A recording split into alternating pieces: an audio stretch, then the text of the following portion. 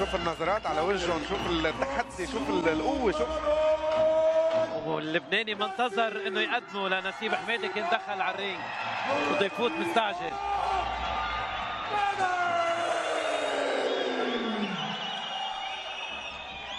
اللحظات الاخيره قبل ما يبلش الطول واضح لصالح نسيب. لازم يستفيد من هالشيء، لازم يبعد مسافه، لازم يعمل سيزر كيك.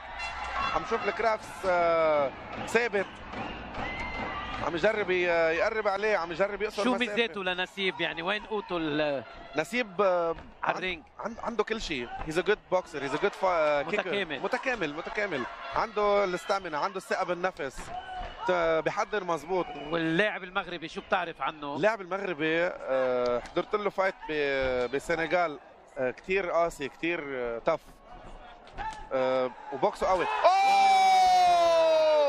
اوه بعدنا عم نقول لازم نسيب يبعد عنه. هيز ا جود بوكسر. عم ننتظر هلا بس الطاقم الطبي عم يشوف. الف سلامه.